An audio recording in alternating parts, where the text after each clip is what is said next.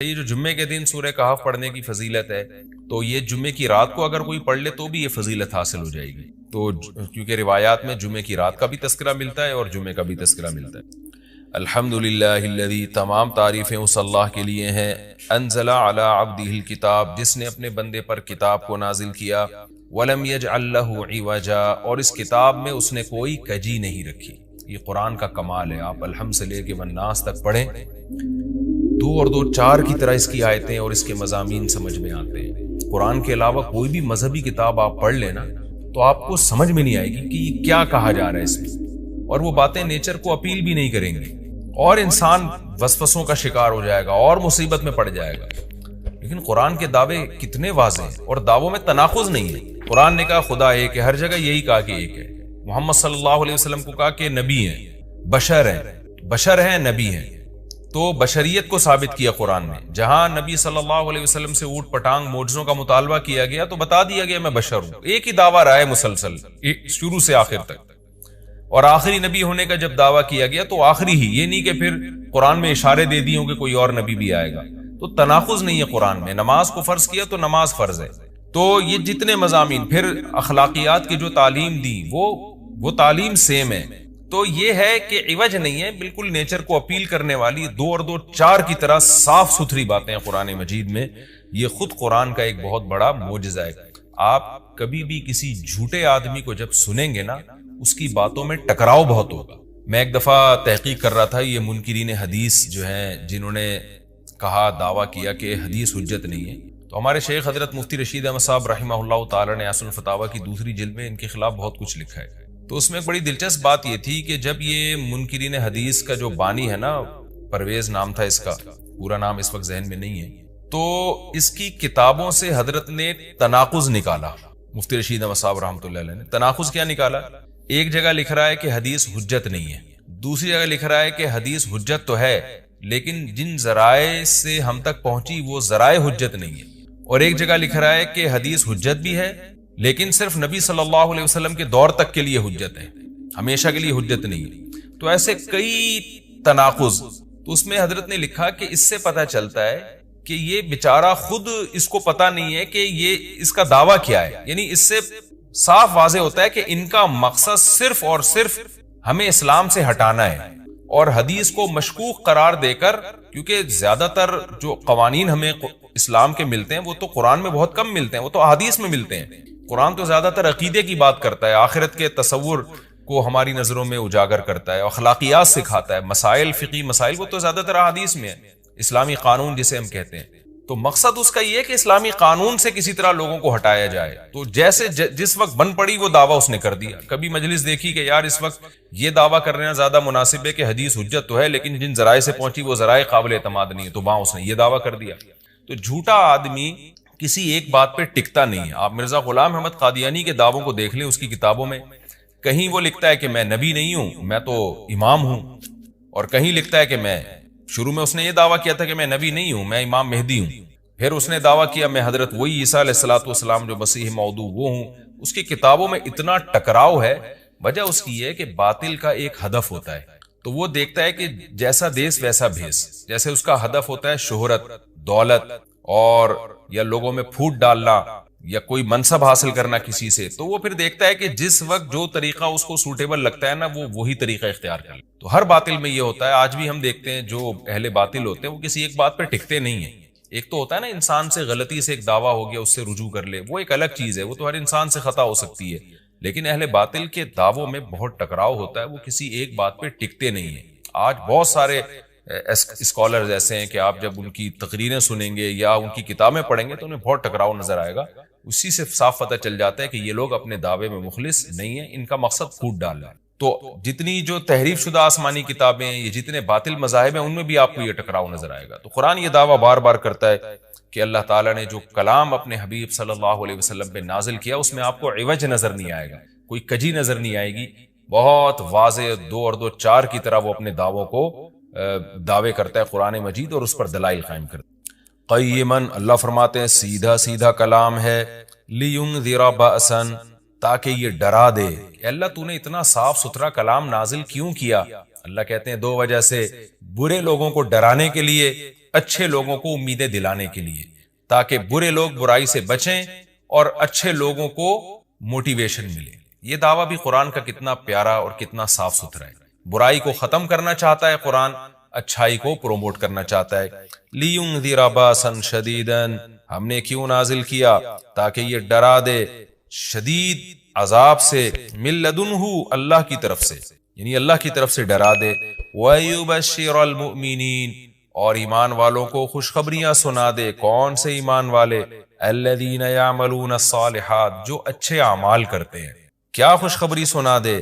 ان لہم اجرا حسنا، کہ ان کو اجر ملے گا بہت اچھا، اور ایسا اجر ملے گا ماکثین فیہ ابدا، رہیں گے اس اجر میں وہ ہمیشہ ہمیشہ۔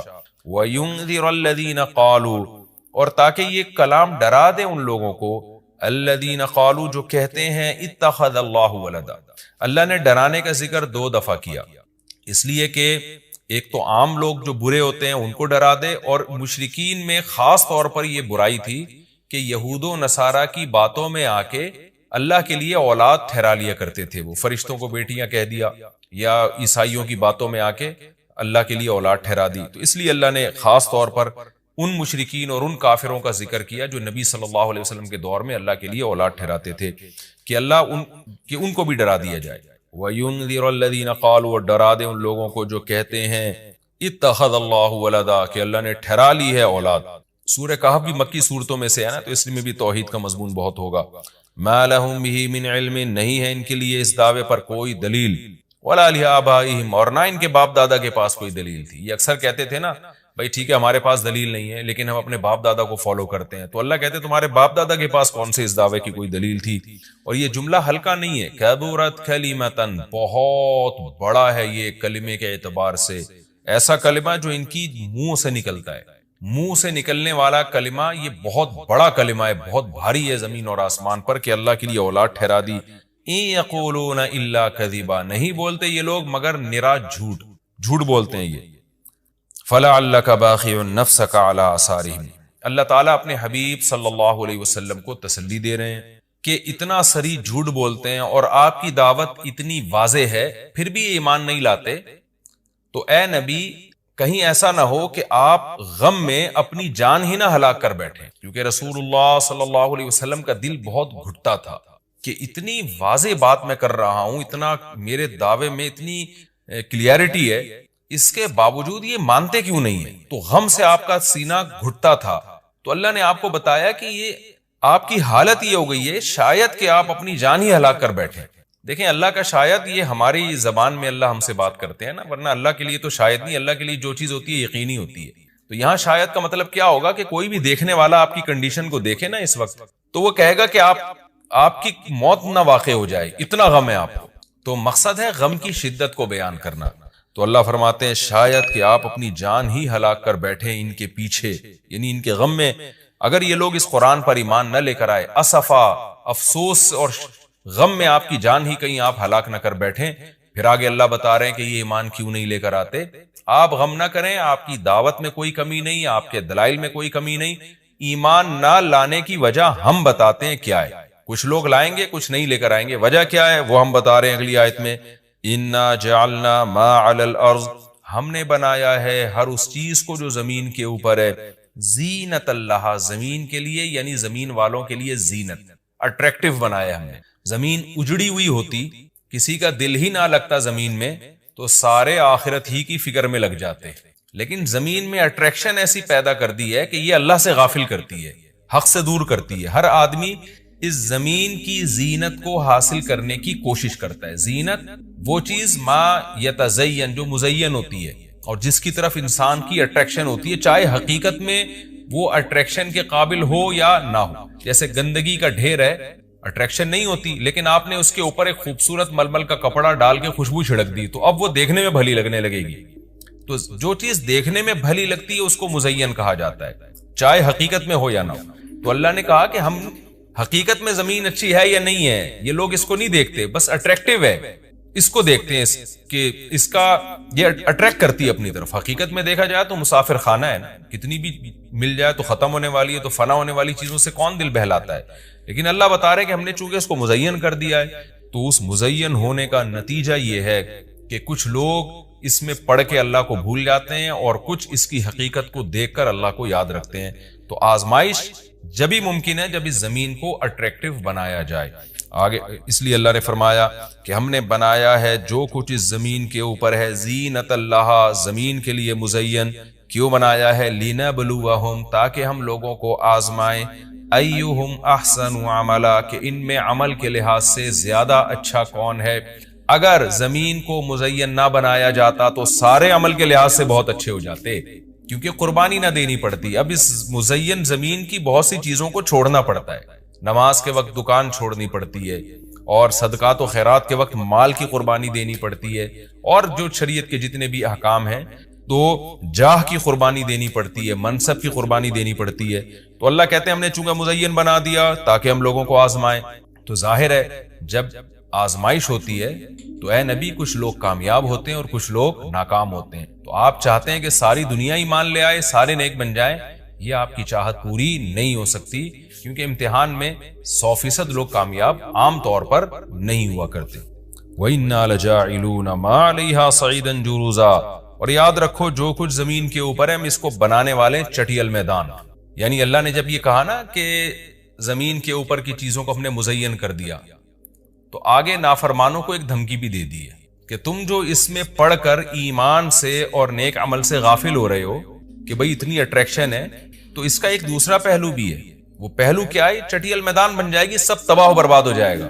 یعنی ایگزامینیشن ہال میں جب جو نعمتیں آپ کو دی جاتی ہیں وہ ہمیشہ کے لیے تھوڑی دی جاتی ہیں، وہ تو اس وقت تک کے لیے دی جاتی ہیں جب تک امتحان چل رہا ہے، اس کے بعد وہ لے لی جاتی ہیں واپس. تو اسی طرح اللہ اس زمین کو ختم کر دیں گے، اور تب پوری ترقی، جو انسان کی جتنی بھی ترقی ہے زمین میں اور کائنات میں، ساری زمین بوس ہو کے ختم ہو جائے گی. اور اللہ تعالیٰ جس مقصد کے لیے انسان کو پیدا کیا گیا اس مقصد کے بارے میں انسان سے سوال کریں گے. ام حسبت ان اصحاب الکہف والرقیم، قرآن نے یہ کچھ تمہید بیان کی کہ یہ دنیا آزمائش کے لیے اور سب کچھ ختم ہو جائے گا، جو قرآن کا اصل مقصود ہے. اب قرآن ایک واقعے کی طرف آتا ہے.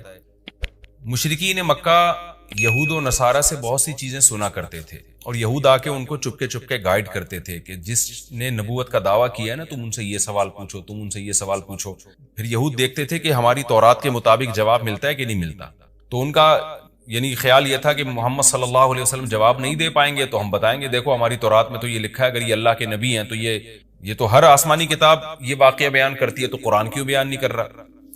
تو یہودیوں نے آ کے مشرکین مکہ سے کہا، مشرکین مکہ نے نبی صلی اللہ علیہ وسلم سے سوال پوچھا. ان میں 3 سوال تھے. ایک روح سے متعلق جس کا سورہ بنی اسرائیل میں جواب دے دیا گیا، ایک حضرت ذوالقرنین سے متعلق کہ وہ کون سا بادشاہ تھا جس نے پوری دنیا پہ حکومت کی ہے، ان کا تذکرہ اللہ نے قرآن میں بیان کیا، اور ایک اصحاب کہف کے بارے میں. تو اب قرآن ان کے واقعے کو بیان کر رہا ہے. ام حسبت ان اصحاب الکہف والرقیم کانوا من آیاتنا عجبا، اے نبی آپ یہ سمجھتے ہیں کہ اصحاب کہف اور جبل والے، پہاڑ والے لوگ، غار اور پہاڑ والے لوگ کیا ہماری نشانیوں میں سے بڑی عجیب نشانی تھے؟ کیا آپ یہ سمجھتے ہیں؟ یعنی یا تو اس کا جواب یہ کہ واقعی یہ نشانی تھے، یا یہ کہ یہ اتنی بڑی نشانی نہیں تھے جتنی بڑی اس کائنات کو بنا دینا بڑی نشانی ہے. اذ اول فتیتو، اللہ نے اس واقعے کو بیان کیا، اس وقت کو یاد کرو جب چند نوجوانوں نے ٹھکانہ پکڑا الی الکہف، ایک بڑے غار کی طرف، فقالو، پھر کہنے لگے. اب دیکھیں قرآن جب واقعہ بیان کرتا ہے نا تو سوال تو مشرکین نے اصحاب کہف کا پوچھا تھا، بتا دیا جاتا بھئی ایک زمانے میں اصحاب کہف تھے جو مشرک بادشاہ تھا جس کے ظلم سے تنگ آ کے وہ علاقہ چھوڑ کے چلے گئے، اور 300 سال غار میں رہے، اور پھر 300 سال کے بعد واپس آئے اور لوگوں نے پھر بڑی عقیدت کی، محبت کی، بس اتنا کافی تھا. لیکن قرآن واقعہ اس انداز سے بیان کرتا ہے کہ اس میں اسباق ملنا شروع ہو جائے، ہمیں اس میں اسباق ملنا شروع ہو جائے. اب دیکھیں شروع کیسے کیا جا رہا ہے. کیا تم یہ سمجھتے ہو کہ اصحاب کہف کا واقعہ کوئی عجیب واقعہ ہے؟ یعنی اللہ کے لیے تو کوئی عجیب نہیں ہے. یعنی انسانوں پر گویا اللہ تعجب کر رہے ہیں کہ اس واقعے کو تم عجیب سمجھ رہے ہو، اور اس سے بڑے عجیب عجیب کام جو ہم نے کر دیے، پانی کے قطرے سے انسان کو بنا دیا اور اتنا بڑا نظام بنا دیا ہم نے کائنات کا، اس کو عجیب نہیں سمجھ رہے. تو یہ انسان کی بھی عقل ہے نا کہ ایک واقعہ عجیب و غریب ہو جائے تو اس پہ حیران ہو رہا ہوتا ہے، اور وہ پوری کائنات بن گئی اور انسان کا پانی سے وجود میں آ جانا، چونکہ یہ ہم اس کے عادی ہو چکے ہیں یہ منظر دیکھنے کے، تو یہ ہمارے نظر میں عجیب نہیں رہا، ورنہ حقیقت میں تو اس سے زیادہ عجیب کام اللہ کر چکا ہے. تو ایک تو سبق اللہ نے ہمیں یہ بتایا اس واقعے میں کہ یہ واقعہ اتنا عجیب نہیں جتنا اللہ کے دوسرے کام زیادہ عجیب ہیں. تو قرآن واقعہ بیان کرتا ہے اس انداز سے تاکہ ہمیں اس سے اسباق ملیں. اذا والفتیۃ الی الکہف، نوجوانوں نے غار میں پناہ لی. فقالوا ربنا، اور کیا کہنے لگے، اے ہمارے رب، آتنا من لدنک رحمہ، تو دے ہمیں اپنی طرف سے رحمت، اور حیئ لنا من امرنا رشدا، ہمارے معاملے میں کوئی رشد کا انتظام کر دے، یعنی درستگی کا انتظام کر دے. اس میں کیا سبق ملتا ہے کہ جو مشرک بادشاہ تھا، کافر بادشاہ تھا، چند نوجوان اسلام لے کر آئے، اللہ کے برحق دین کو قبول کیا. ان کو یہ یقین تھا کہ ہم اس علاقے میں رہ کر اپنے دین اور مذہب پہ قائم نہیں رہ سکتے، لہذا انہوں نے ارادہ کیا ہم ہجرت کرتے ہیں. تو اب ہجرت کر کے جائیں کہاں؟ تو اللہ سے دعائیں مانگ رہے ہیں.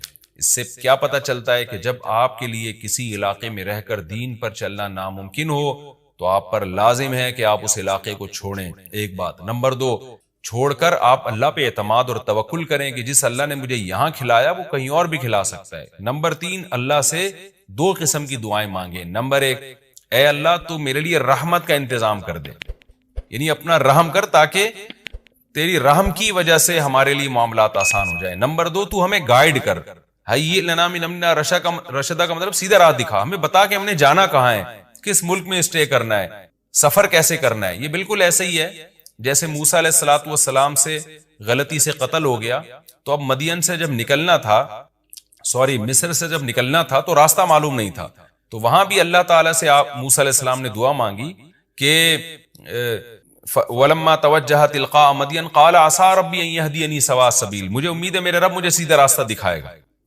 تو جب انسان کو راستے معلوم نہ ہو، گائیڈنس نہ مل رہی ہو کہ جانا کہاں ہے، کہاں اسٹے کرنا ہے، تو ایسے موقع پہ اللہ سے سیدھے راستے کی دعا مانگنی چاہیے. تو یہاں بھی انہوں نے دعا مانگی کہ اللہ تو ہمارے لیے رحمت کا انتظام کر دے اور ہمارے لیے ہمیں گائیڈ کر دے کہ ہم نے جانا کہاں ہے، کہاں اسٹے کرنا ہے. تو قرآن کہتا ہے ہم نے ان کی دعا کو قبول کی. فَضَرَبْنَا عَلَىٰ آذَانِهِمْ، رحمت کا انتظام کیسے ہوا کہ ہم نے غار کے اندر گئے، ان کے کتے کو ساتھ لے کر غار کے اندر گئے، اور وہاں انہوں نے کہا کہ فی الحال ہم یہاں لوگوں سے چھپ جائیں، کسی طریقے سے پناہ میں آ جائیں، پھر دیکھیں گے جی اٹھ کے ہم نے جانا کہاں ہے. تو قتل کے خوف سے نکلے اور غار میں جا کے آرام کیا. تو اللہ کہتے ہیں ہم نے ان کے کانوں پہ پردہ ڈال دیا، سلا دیا گہری نیند، سنین عددا، کئی سال تک. ثم بعثناہم، پھر ہم نے ان کو جگایا، لنعلم ای الحزبین، تاکہ ہم دیکھیں، جس کا نتیجہ یہ نکلا کہ ہم یہ دیکھنا چاہتے تھے ان دونوں میں سے کون سا فریق ایسا ہے احصیٰ لما لبثوا امدا، جو مدت کے اعتبار سے زیادہ کاؤنٹ کرنے والا ہے اس مدت کو، لما لبثوا، جس مدت تک یہ لوگ ٹھہرے. یعنی اللہ تعالیٰ بھی گویا ان کو دیکھ کے خوش ہو رہے ہیں کہ دیکھیں ان کے آپس میں تبصرے کیا ہوتے ہیں، کیونکہ کسی کے ساتھ ایسا کبھی نہیں ہوا. تو اب جب یہ اٹھیں گے تو اللہ کی گویا کہ اللہ تعالیٰ بھی ان کی بات کو دیکھ کرنا ایک خوش ہو رہے ہیں ان کو دیکھ کے کہ دیکھو میں یہ باتیں آپس میں کیا کرتے ہیں. تو کسی نے کیا کہا، کسی نے کیا کہا، یہ سارا تذکرہ آگے آئے گا. یہ واقعہ آگے بھی چلے گا اور انشاءاللہ اس کی تفصیل اگلے رکوع میں زیادہ آئے گی. ہمارا یہ رکوع الحمدللہ کمپلیٹ ہو گیا اور وقت بھی تقریباً کمپلیٹ ہی ہونے والا ہے ہمارا. تو انشاءاللہ اگلے ایپیسوڈ میں اس واقعے کو ہم مکمل کریں گے. تفسیر اس کی بہت آسان ہے، زیادہ ڈیٹیل میں جانے کی ضرورت نہیں ہے. اور میں بار بار بتاتا ہوں کہ یہ جو میں تفسیر کے لیکچر ریکارڈ کروا رہا ہوں، اس کا بنیادی مقصد صرف اور صرف یہ ہے کہ جب آپ قرآن مجید کی تلاوت کریں تو آپ کو سمجھ میں آئے کہ آپ کیا پڑھ رہے ہیں، کیا سن رہے ہیں. تلاوت سنیں تو سمجھ میں آئے کہ کیا سن رہے ہیں آپ تراویح میں یا ویسے نارملی جب آپ تلاوت کرتے. اس تفسیر کے لیکچر کا مقصد لمبی چوڑی تفسیریں نہیں ہیں، کیونکہ میں اگر چاہوں تو ایک رکوع میں 6 مہینے لگا دوں اس کی ڈیٹیل بیان کرنے میں، اور چاہوں تو میں مختصر رکھوں اس کو. تو میں نے مختصر اس لیے رکھا ہے کہ آپ کو قرآن سمجھ میں آئے، لہذا قرآن سامنے رکھ کر آپ بیٹھا کریں اور ایک ہی لائنوں والا قرآن ہمیشہ رکھیں. 15 لائنوں والا ہے تو پوری زندگی پھر 15 لائنوں والوں سے تلاوت کریں، 16 لائنوں والا ہے تو 16 لائنوں والے سے آپ تلاوت کریں، تاکہ آپ کو جب وہ صفحہ سامنے ہوگا نا تو آپ جب بھی تلاوت کریں گے تو آپ کو اس کا مفہوم انشاءاللہ ذہن میں آئے، تو قرآن کی بیس آپ کی مضبوط ہو جائے. باقی تفسیریں تو پھر اتنی لمبی تفسیریں ہیں، وہ پڑھتے چلے جائیں، اس میں علمی نکات بہت ہیں. تو میں چاہتا ہوں آپ کی بیس مضبوط ہو جائے، جب قرآن پڑھیں آپ تو عربی میں ہی سمجھ میں آئے آپ کو. سورہ کہف میں بہت سارے واقعات بیان ہوئے. اصحاب کہف کا واقعہ سب سے پہلے بیان ہوا کہ انہوں نے کیسی اللہ کے لیے قربانی دی، پھر اللہ تعالیٰ نے خضر علیہ السلام کا واقعہ بیان کیا، ذوالقرنین کا واقعہ بیان کیا، یہ سارے نیک بندوں کے واقعات تھے۔ اب ایک خلاصہ بیان کیا جا رہا ہے کہ ان سب کا حاصل کیا ہے کہ اچھا عمل کرو اور برائی سے بچو، اور اس میں سب سے بڑی رکاوٹ تھی مشرکین کے غلط عقیدے، وہ اچھے عمل کو، شرک کو اچھا عمل سمجھتے۔ نماز کی ہر رکعت میں سورہ اخلاص پڑھنا، فرض نماز میں ہر رکعت میں سورہ اخلاص پڑھ سکتے ہیں، خلیفہ شاہ نیو یارک سے پڑھ سکتے ہیں، نماز ہو جائے گی۔ حدیث میں آتا ہے ایک صحابی نماز میں بار بار سورہ اخلاص پڑھتے تھے، آپ نے ان کو بلا کے پوچھا، انہوں نے کہا مجھے اس سے محبت ہے، تو آپ نے ان کو جنت کی بشارت دی۔ تو اگر کسی کو عقیدہ توحید سے محبت ہے، اللہ تعالیٰ کی توحید ہے، اس میں اس نیت سے پڑھتا ہے، تو انشاءاللہ کوئی حرج نہیں ہے، لیکن نارملی یہ عمل ناپسندیدہ ہے۔ صحابہ نے شکایت بھی اسی وجہ سے کی تھی نا کہ نبی کا عام معمول یہ نہیں تھا، تو بہتر یہی ہے کہ ایک رکعت میں کوئی سورت پڑھیں، دوسری میں دوسری پڑھیں، تیسری میں تیسری سنتیں پڑھ رہے ہیں تو تیسری میں کوئی اور سورت، بہتر یہی ہے۔ کبھی کبھار اگر ہو جائے تو کوئی حرج نہیں ہے۔ عصر سے پہلے نفل نماز کا حکم، عائشہ صاحبہ نیو یارک سے پوچھتی ہیں عصر سے پہلے نفل نماز پڑھ سکتے ہیں؟ پہلے جتنی چاہیں پڑھیں، بعد میں نہیں پڑھ سکتے۔ عصر کی نماز کے بعد نفل پڑھنا جائز نہیں ہے، ہاں قضاء عمری پڑھ سکتے ہیں، یہ کوئی اور قضا نماز ہو جائے تو وہ پڑھ سکتے ہیں، لیکن نوافل عصر کے بعد نہیں پڑھ سکتے، پہلے جتنے چاہیں پڑھیں۔ نماز میں آنکھ بند کرنا جائز ہے؟ کیا نماز میں آنکھ بند کر سکتے ہیں اور کتنی دیر تک؟ عابد خان سعودی عرب سے۔ نماز میں آنکھ بند کرنا مکروہ ہے، ناپسندیدہ ہے، کیونکہ نبی صلی اللہ علیہ وسلم ہمیشہ آنکھیں کھول کے نماز پڑھتے تھے، تو اس لیے بہتر یہی ہے کہ نماز میں آنکھ کھول کے نماز پڑھیں آپ۔ اندھیرے میں نماز پڑھنے کا حکم، اندھیرے میں نماز پڑھنا ممنوع ہے یا نہیں؟ عثمان غنی آئی لینڈ سے۔ کوئی ممنوع نہیں ہے، پڑھ سکتے ہیں۔ عبد الرشید صاحب راجستھان انڈیا سے پوچھتے ہیں کیا نماز میں بسم اللہ پڑھنا واجب ہے؟ کیا بسم اللہ الرحمن الرحیم نماز کی پہلی رکعت میں پڑھی جائے گی یا ہر رکعت میں پڑھنا وہ لازم ہے؟ بھائی لازم کسی رکعت میں بھی نہیں ہے، سنت ہے، بہتر ہے جب پہلی رکعت میں آپ اللہ اکبر کہہ کے نیت باندھتے ہیں تو ثنا پڑھیں، ثنا کے بعد اعوذ باللہ من الشیطان الرجیم، پھر بسم اللہ الرحمن الرحیم، پھر سورہ فاتحہ پڑھیں۔ سورہ فاتحہ کے بعد اگر آپ درمیان سے کہیں سے تلاوت کر رہے ہیں سورت کے تو پھر بسم اللہ نہ پڑھیں، اگر سورت کے شروع سے تلاوت کر رہے ہیں تو پھر بسم اللہ الرحمن الرحیم دوبارہ پڑھیں، اور جیسے الم تر کیف فعل ربک پڑھ لی یا قل واللہ پڑھ لی، تو سورت شروع کرنے سے پہلے بسم اللہ پڑھیں آپ، سنت ہے۔ پھر جب دوسری رکعت کے لیے آپ کھڑے ہوں گے تو پھر سورہ فاتحہ سے پہلے بسم اللہ، اور پھر جب سورہ فاتحہ پڑھ کے نئی سورت شروع کریں گے تو بسم اللہ۔ اگر سورت شروع نہیں کرتے، قرآن کے درمیان سے پڑھتے ہیں تو پھر بسم اللہ نہ پڑھیں، کیونکہ بسم اللہ سورت شروع کرنے سے پہلے پڑھنا سنت ہے، تو چاہے سورہ فاتحہ ہو یا کوئی نئی سورت ہو، اس سے پہلے بسم اللہ عام حالات میں بھی پڑھنی چاہیے اور نماز میں بھی۔ ہاں سورہ توبہ جب آپ پڑھیں گے تو پھر اس سے پہلے بسم اللہ الرحمن الرحیم نہ پڑھیں آپ، لیکن یہ واجب نہیں ہے، میں نے بتایا سنت ہے، چھوٹ جائے تو کوئی گناہ نہیں ہے۔ کیا عشاء کے صرف 4 فرض پڑھ سکتے ہیں؟ اگر کوئی عشاء کی نماز لمبی ہونے کی وجہ سے چھوڑ دیتا ہے تو اگر وہ صرف 4 فرض پڑھ لے تو کیا اس کی عشاء کی نماز ہو جائے گی؟ اسی طرح اگر عصر کی بھی صرف 4 رکعت فرض پڑھ لے تو کیا اس کی نماز ہو جائے گی؟ کوئی گناہ تو نہیں ہوگا؟ حنا صاحبہ بہاولپور سے۔ جی حنا صاحبہ بالکل فرض نماز ہو جائے گی، 17 رکعتیں سوچ کے نماز ہی چھوڑ دینا عشاء کی، یہ تو بہت بڑا ظلم ہے، تو 4 فرض یہ بہت زیادہ ضروری ہیں۔ اگر کوئی سنتیں نہیں پڑھ رہا، صرف 4 فرض پڑھ لیتا ہے تو فرض تو ذمے سے ساقط ہو گئے نا، ورنہ فرض چھوڑنا تو کبیرہ بہت بڑا گناہ ہے اسلام میں، تو کسی بھی طرح ہو فرض بہرحال پڑھے۔ باقی عشاء کے بعد 2 سنتیں مؤکدہ ہیں تو وہ بھی پڑھ لے، کیا جا رہا ہے اس میں، وہ بھی مؤکدہ ہیں، کبھی کبھار چھوڑ دیں تو کوئی حرج نہیں ہے، لیکن چھوڑنے کا معمول بنا لینا اس میں گناہ کا خطرہ ہے، ایسا شخص قابل ملامت ہے، نبی کی شفاعت سے محروم ہونے کا خطرہ ہے، تو اس لیے 2 سنتوں کو کبھی معمول بنانا چاہیے، کبھی کبھار چھوٹ جائے تو کوئی حرج نہیں ہے، لیکن بہرحال 2 سنتوں میں اور 4 فرض میں زمین آسمان کا فرق ہے۔ 2 سنتوں کے چکر میں 4 فرض کبھی بھی نہ چھوڑیں، نہیں پڑھے جا رہے تو 4 فرض ہی پڑھ لیں، تو لیکن عام 2 سنتوں کا بھی معمول بنا لیں، تو 6 رکعتیں عشاء کی جس کو ہم کسی حد تک ضروری کہہ سکتے ہیں، 4 فرض تو وہ تو فرض ہیں بہرحال، اور 2 سنتیں مؤکدہ ہیں، وہ چھوڑنا حرام اور کبیرہ گناہ تو نہیں ہے، لیکن قابل ملامت ہے ایسا شخص جو سنتیں نہ پڑھے۔ اور وتر 3 رکعت وتر رہ گئے، وہ پوری رات میں کبھی بھی پڑھ لیں، وہ بھی واجب ہیں، وہ چھوڑیں گے تو گنہگار ہوں گے۔ باقی عصر سے پہلے 4 رکعتیں پڑھنا وہ سنت ہے، وہ لازمی نہیں ہے۔ پہلے سوال ہے جی محمد صاحب انڈیا، محمد صاحب کی طرف سے جو انڈیا سے ہیں، کیا نماز میں نیت کے لیے یہ کہنا ضروری ہے کہ میں 4 رکعت فرض نماز پڑھ رہا ہوں، منہ میرا کعبہ شریف کی طرف امام صاحب کے پیچھے، یا دل میں ہی پتہ ہو کہ آپ 4 رکعت فرض پڑھ رہے ہیں تو یہ بھی کافی ہوگا؟ دیکھیں یہ کہ منہ میرا کعبہ شریف کی طرف اور اس امام کے پیچھے، تو منہ تو کعبہ شریف کی طرف ہوتا ہے تو نماز ہوتی ہے، اس لیے اس کی نیت ضروری نہیں ہے۔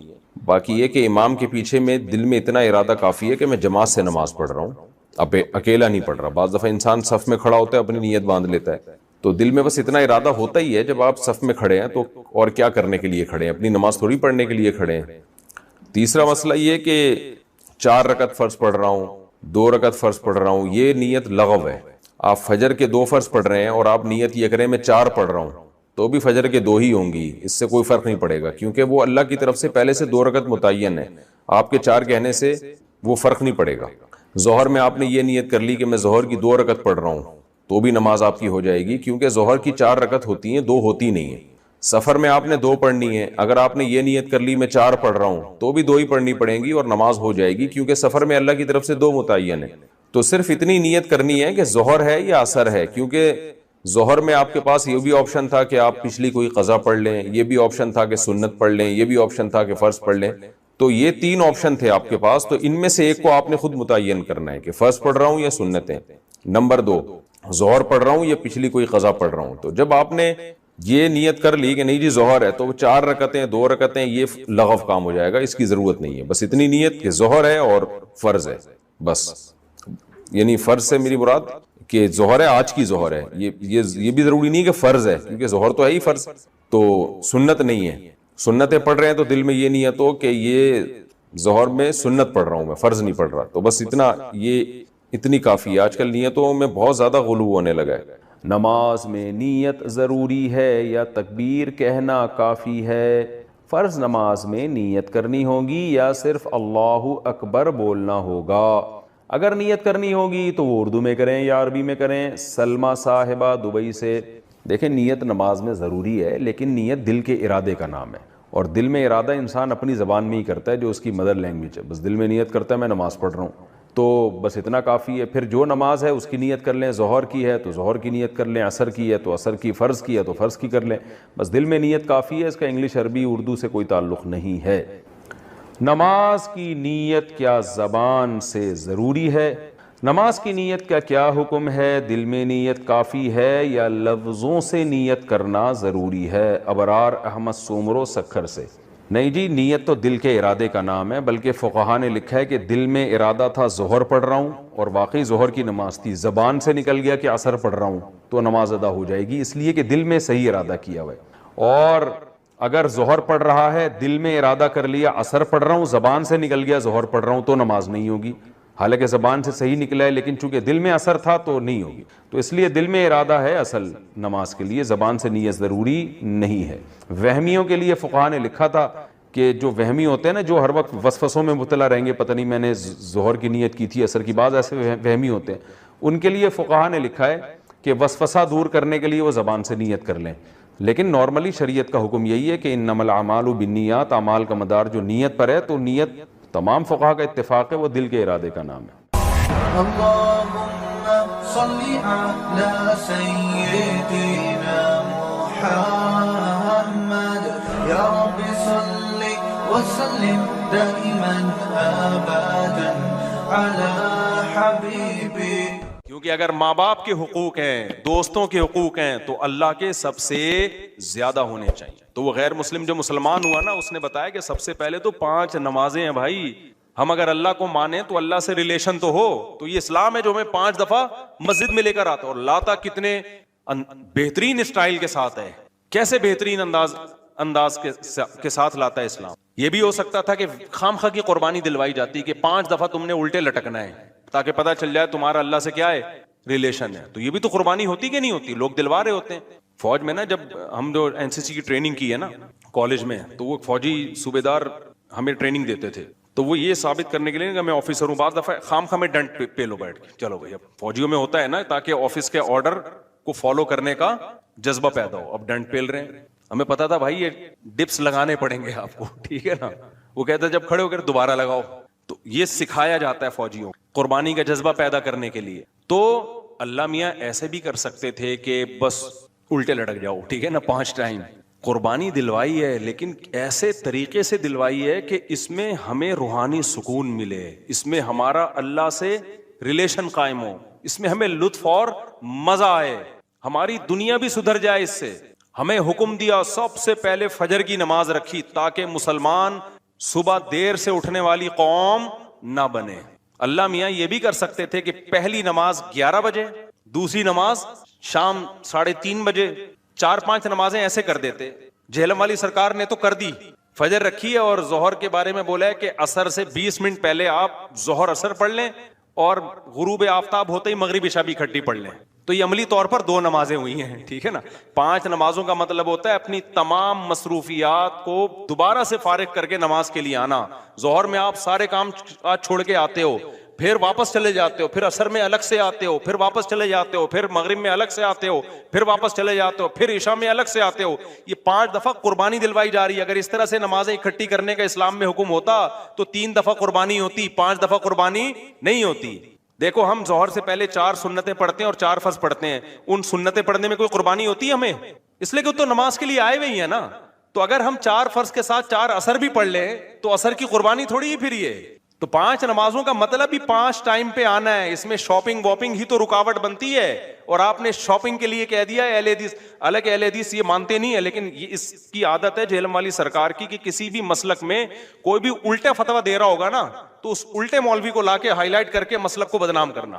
تو ایک اہل حدیث کا وہ چلایا کہ ایک اہل حدیث کہتے ہیں کہ میں جب 12:30 بجے شاپنگ کے لیے جاتا ہوں نا اپنی بیوی کو لے کے, تو 12:30 بجے ظہر کے ساتھ کیا پڑھ لیتا ہوں. یہ جہلم والی سرکار کا کلپ میں نے خود اپنے کانوں سے سنا ہے کہ 12:30 یا 12 بجے جیسے ہی ظہر کا وقت داخل ہوا تو ظہر کے ساتھ فوراً کیا پڑھ لیتا ہوں, عصر. حالانکہ قرآن میں سورہ نور اللہ کیا کہتے ہیں, رجال لا تلہیہم تجارت ولا بیع عن ذکر اللہ واقام الصلاۃ. مسجدوں میں ایسے لوگ ہوتے ہیں کہ ان کو تجارت اللہ کی یاد اور نماز سے غافل نہیں کرتی, بزنس ہی اللہ کی یاد. اور اللہ فرماتے ہیں مسجدوں میں ہوتے ہیں. پتہ چلتا ہے کہ کہاں آگے پڑھنی ہوتی ہے, جماعت سے بھی اور اپنے ٹائم پہ بھی. اور اسی شاپنگ کو آپ نے ذریعہ بنا لیا 2 نمازیں اکٹھی کرنے کا, اثر گول کر دیا آپ نے. یہ ہے تفقہ اور بصیرت, سمجھتے ہو. اور اس نماز کا اجر خراب کیا ہے جس کی سب سے زیادہ تاکید قرآن بیان کر رہا ہے. تو خیر, تو کیسا ریلیشن ہے, جلدی سے بات کو سمیٹ کے میں ختم کرتا ہوں. سب سے پہلے اللہ کیا کہتا ہے, مسلمان اپنے مسلم ہونا ثابت کرنے کے لیے کہ میرا اللہ سے ریلیشن ہے, اللہ نے کہا کہ 5 ٹائم نماز پڑھنی پڑے گی. اور یہ 5 ٹائم نماز کیوں رکھی ہے پتہ ہے آپ کو؟ کیونکہ وقت میں بہت بڑی تبدیلی ہوتی ہے. اللہ کہتے ہیں جب بھی اس کائنات میں بڑی تبدیلی ہوگی تو سب سے پہلے میرے سامنے سجدہ کرو گے, اس کے بعد اپنے کاموں میں لگو گے. تبھی تو قرآن کہتا ہے اقیم الصلاۃ لدلوک الشمس الی غسق اللیل, نمازوں کو قائم کرو دلوک شمس, سورج ڈھلکنے کے وقت, الی غسق اللیل, اور راتوں کے اندھیروں میں. تو غسق اللیل میں 2 نمازیں آ گئیں, مغرب اور عشاء. یہ دونوں رات کی نمازیں ہیں, لیکن ان دونوں کے اوقات میں بڑا فرق ہوتا ہے. مغرب میں فل اندھیرا نہیں ہوتا لیکن روشنی بھی نہیں ہوتی, بہت زیادہ وقت میں تغیر ہو جاتا ہے. اور غسق جو ہے لیل جب انتہائی درجے کی ہوتی ہے تو وہ عشاء کا وقت جب بالکل کیا ہو جاتا ہے, اندھیرا. آگے اللہ کہتے ہیں وقرآن الفجر, اور پھر فجر کا وقت بالکل ڈفرینٹ ٹائم ہوتا ہے. مغرب کا وقت باقی اوقات سے بالکل مختلف ہے. سورج ڈھل گیا, غروب ہو گیا, لیکن ابھی روشنی ہے, اندھیرا شروع نہیں ہوا. پھر گھپ اندھیرا ہو گیا. یہ کیا ہے؟ یہ بڑا تغیر ہو رہا ہے زمین کے اندر. تغیر سمجھتے ہو, تبدیلی, چینجنگ. آسان لفظ استعمال کرنا چاہیے مجھے بھی. بڑی چینجنگ آ رہی ہے ٹائمنگ میں, اور اس سے انسان کے جذبات میں اور احساسات میں بڑا فرق پڑتا ہے.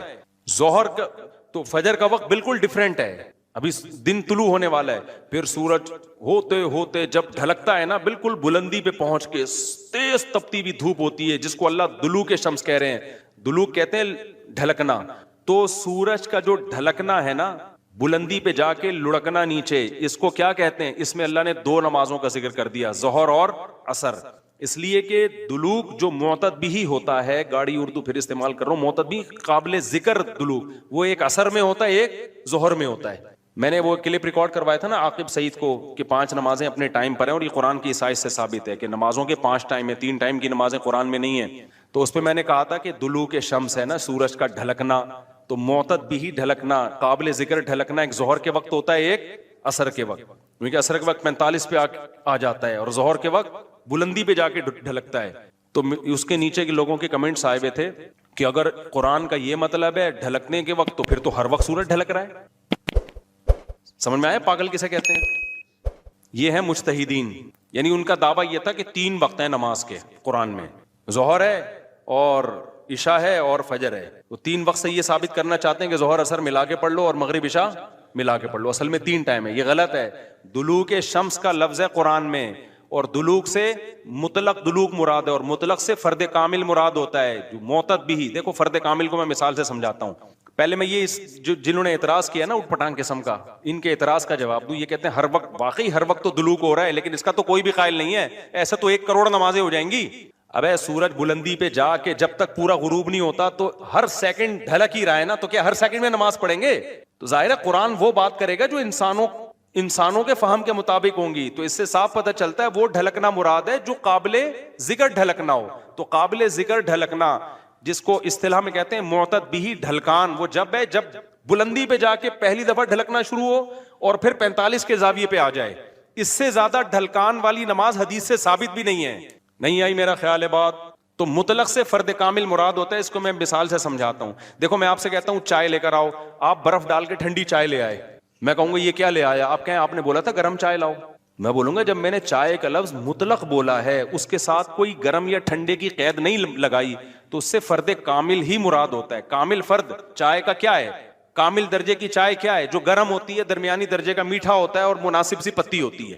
میں نے آپ سے کہا چائے لے کر آؤ، آپ 6 چمچ زہر بنا کے نا پتیوں کے ڈال کے لے آئے. اور سب میں نے کہا یہ کیا لے کر آیا ہے؟ آپ کہہ رہے ہیں، آپ بول رہے ہیں چائے. میں کہا بھائی تو زہر بنا دی. تو آپ بولو آپ نے یہ تھوڑی کہا تھا نارمل چائے، آپ نے تو چائے بولا تھا. تو چائے میں تو کوئی بھی چائے. سمجھ میں آ رہی ہے بات کہ نہیں آ رہی؟ یہ چیزیں اصول فقہ میں پڑھی جاتی ہیں جو آج کل کے اسکالرز نے نہیں پڑھی. تبھی قرآن و حدیث کا مطلب بھی ان کو سمجھ میں نہیں آتا. تو المطلق اذا اطلق یراد به الفرد الکامل، یہ اصول فقہ کا مسئلہ ہے اور لغت کا بھی مسئلہ ہی ہے. قاعدہ ہے، ضابطہ ہے کہ جب بھی کوئی لفظ علی الاطلاق بغیر کسی قید کے بولا جائے گا تو فرد کامل مراد ہوتا. اکمل نہیں، اکمل کا مطلب بہت اوپر کی زعفران والی چائے، نہ فرد کامل جو ناقص نہ ہو. زعفران والی چائے لے آؤ گے پھر بھی برا لگے گا. آپ بولو گے بھائی مفتی صاحب آپ نے چائے بولا تھا اور کہا تھا کہ فرد کامل مراد ہوتا ہے، تو میں اس میں زعفران ڈال کے لے آیا. اب میں پتہ نہیں زعفران پیوں نہیں پیوں یار، تو کیا کر کے لے آیا؟ میں تو کامل نہیں، میں تو اکمل. تو میں بولوں گا قاعدہ یہ ہے کہ مطلق جب بولا جاتا ہے تو نارمل جو کامل ناقص نہ ہو، اکمل مراد نہیں ہوتا اس سے. سمجھتے ہو؟ تو یہ قاعدے قرآن و سنت پہ بھی جاری ہوتے ہیں، کیونکہ اللہ میاں نے بھی تو کلام کیا ہے نا، نبی نے بھی تو کلام کیا ہے. تو نبی کے کلام میں بھی وہی لغت کے قاعدے چلیں گے جو عام قاعدے ہیں. سمجھتے ہو گے نہیں سمجھتے؟ تو اب دیکھو قرآن کہہ رہے اقیم الصلاۃ لدلوک الشمس، سورج کے ڈھلکنے کے وقت. تو ڈھلکنے سے فرد کامل جو کامل درجے کا ڈھلکنا ہے، تو کامل درجے کا ڈھلکنا ایک جب بالکل بلندی پہ جا کے ڈھلکنا شروع ہوتا ہے، اس کو کہتے ہیں ڈھلکنا، پہلی دفعہ جب ڈھلکنا. اور دوسرا جب 45 کے زاویے پر جو عصر کے قریب کا ٹائم ہے جس میں سورج میں تغیر پیدا ہونا شروع ہو جاتا ہے، تو یہ ڈھلکنا ہے. تو اب جب بھی زمین میں کوئی نیا ٹائم داخل ہوتا ہے نا، تو اللہ کہتے ہیں کیا کرنا ہے؟ سب سے پہلے اللہ کا شکر. تبھی علماء نے اصول فقہ کی کتابوں میں لکھا ہے کہ نمازوں کے جو اوقات ہیں نا، یہی نماز کا سبب ہے. سمجھتے ہو؟ اللہ میاں نے نمازوں کے اوقات کو نماز کا سبب بنا دیا. اب اس بات کو بھی سمجھو، اصل میں نماز کا سبب ہے اللہ کے احسانات. نماز جو ہم پڑھتے ہیں اس کا اصل سبب کیا ہے؟ اللہ کے احسانات. اب اللہ کے احسانات تو 24 گھنٹے ہیں، تو کیا 24 گھنٹے پڑھتے رہیں؟ ظاہر ہے اس میں حرج ہے. تو اللہ میاں نے کیا کیا؟ اللہ میاں نے بولا دیکھو شریعت کا ایک اصول ہے. ابھی کیا تمہیں پورا اصول فقہ بیٹھا کے سمجھاؤں میں، لیکن کیا کریں سمجھائے بات سمجھ میں آتی نہیں. دیکھو شریعت کا اور کامن سینس کا بھی ایک اصول ہے کہ جب کسی، پہلے میں مشکل اردو میں سمجھاتا ہوں پھر ایکسپلین کروں گا. جب کسی حکم کا مدار حقیقت کسی حقیقی سبب پہ رکھنا ممکن نہیں ہوتا نا، تو سبب ظاہر پر حکم کا مدار رکھا جاتا ہے. مشکل ہے مجھے پتا ہے، آسان کر کے سمجھا رہا ہوں. دیکھو ہم جو سفر میں 2 رکعتیں پڑھتے ہیں، اس کی اصل وجہ ہے مشقت. کیوں ہم 2 رکعتیں پڑھتے ہیں؟ بھائی ٹینشن ہے سفر میں. اللہ نے نماز کیا کر دی کہ بھائی سفر میں آدمی ایسے راحت میں نہیں ہوتا جیسے گھر میں ہوتا ہے نا. تو اللہ میاں نے کیا حکم دیا کہ بھائی کتنی پڑھنی ہے؟ 2 پڑھنی ہے. تو اصل جو وجہ ہے نا سفر میں 4 کی 2 جو اللہ نے کر دی ہیں، اس لیے کہ سفر میں آدمی اتنی خوشی اور راحت میں نہیں ہوتا بلکہ تھوڑی سی ٹینشن میں ہوتا ہے. لیکن اگر اللہ تعالیٰ یہ کہتے کہ ٹینشن ہی پر حکم کا مدار ہے، تو یہ ٹینشن کم ہونے کے بجائے بڑھ جاتی. وجہ اس کی ہے کہ ہم سوچتے رہتے پتہ نہیں مجھے سفر میں ٹینشن ہو بھی رہی ہے کہ نہیں ہو رہی ہے. بعض دفعہ لوگ سفر میں گھر کی نسبت زیادہ خوش ہوتے ہیں. آپ جا رہے ہو جہاز میں یا ٹرین میں، بڑا مزہ آ رہا ہے، آدمی کو یار اللہ میاں نے تو کہا تھا ٹینشن کی، اب تو ٹینشن نہیں ہو رہی. تو وہمی تو ویسے ہی بڑھ جاتا وہمیوں کا پروگرام نا, وہ تو سارا جو 6 گھنٹے جس کا وضو نہیں ہوتا وہ یہ کیسے سوچے گا کہ مجھے ٹینشن ہو رہی ہے کہ نہیں ہو رہی. پھر اگر ہو رہی ہے تو کتنے کلو ٹینشن ہو رہی ہے. بعض دفعہ ہو رہی ہے لیکن آدمی کہتا ہے یار اتنی تو مجھے گھر میں بھی ہوتی ہے, یا ہو سکتا ہے نہیں ہوتی ہے. تو اسلام ان بکھیڑوں سے نکال کے اللہ میاں نے کیا کیا, بھائی سفر سبب ہے ٹینشن کا اور ٹینشن سبب ہے نماز کا. تو اصل سبب تو ٹینشن ہے, لیکن اگر ٹینشن پہ میں نے ڈال دیا نا مدار تو یہ ٹینشن کم نہیں ہوگی, بڑھے گی. لہذا سفر پہ ڈال دیا میں نے, اب سفر ہوگا تو چھوڑ دو, ٹینشن ہے یا نہیں وہ 2 پڑھا کرو. نہیں ہے بات, میرا خیال ہے. تو یہ ٹینشن سے بچانے کے لیے اللہ نے کہہ دیا اب سفر میں چاہے انجوائے بھی کر رہا ہوں نا آدمی تو بھی ہم کتنی پڑھتے ہیں, 2 پڑھتے ہیں. اور مقام پہ جتنی مرضی ٹینشن میں ہوں پھر بھی پوری 4 پڑھتے ہیں. تو یہ اصول, اور یہ دنیا میں بھی یہ اصول چلتے ہیں. سمجھتے ہو کہ نہیں سمجھتے؟